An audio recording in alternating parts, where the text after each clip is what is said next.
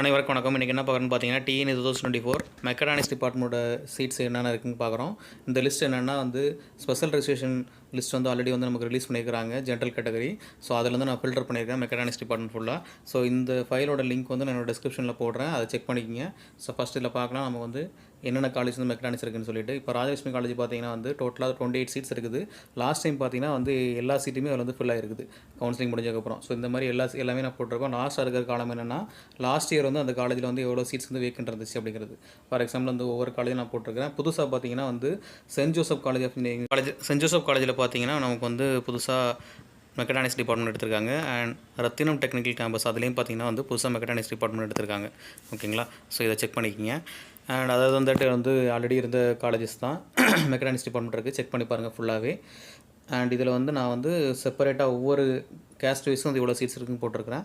So இந்த சீட்டை ஃபுல்லாக செக் பண்ணி பாருங்கள். கிட்டத்தட்ட 1151 சீட்ஸ் நமக்கு இந்த டைம் கவுன்சிலிங்கில் நமக்கு மெக்கட்ரானிக்ஸ் இருக்குது. அண்ட் லாஸ்ட் டைம் பார்த்தீங்கன்னா 237 சீட்ஸ் ஃபில் ஆகாமல் இருக்குது. ஓகேங்களா? ஸோ அந்த காலேஜையும் நான் எந்தெந்த சீட்ஸ் இருக்குன்னு லாஸ்ட்டில் ஒரு காலம்லாம் நான் ரிசோர்ட் பண்ணியிருக்கிறேன்.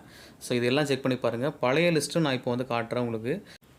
இந்த ஓல்டு லிஸ்ட்டை பார்த்தீங்கன்னா உங்களுக்கு எந்தெந்த காலேஜ் ஃபுல்லாக இருக்குங்கிறது ப்ராப்பராக ஒரு ஐடியா இருக்கும். ஸோ இதை பார்க்கலாம். இப்போ அந்த லிஸ்ட்டு பாருங்கள். ஃபார் எக்ஸாம்பிள் ராஜலட்சுமி காலேஜ் பார்த்தீங்கன்னா எல்லாமே ஃபுல்லாக இருக்குது. ஸோ அடுத்த காலேஜ் பாருங்கள், கிட்டத்தட்ட 13 சீட்ஸ் இருக்குது. ஸோ ஓசியில் நிறைய சீட்ஸ் ஃபில்லாமல் இருக்குது, பிசியில் ஃபில் ஆகுது. இதை நான் ரெட் கலரில் கொடுத்துருப்பேன். இதை பாருங்கள். அண்ட் ரிமைனிங் காலேஜஸ் உங்களுக்கு எல்லாமே ஒயிட் கலருக்கு எல்லாமே ஆல்மோஸ்ட் நல்லா சீட்ஸ் ஃபில்லான காலேஜஸ். இது எல்லாமே செக் பண்ணி பாருங்கள்.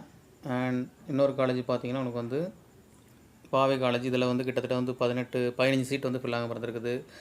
அண்ட் எம்ஏஎம் அண்ட் ஏஆர் காலேஜ்னு ஒன்று இருக்குது. அந்த ஏஆர் காலேஜ் இப்போ க்ளோஸ் பண்ணிட்டாங்க. இப்போ கவுன்சிலிங்கில் வரல. ஸோ பிஎஸ்என் காலேஜ் இது எல்லாமே பார்த்தீங்கன்னா கிட்டத்தட்ட 48 சீட் உங்களுக்கு இருக்குது.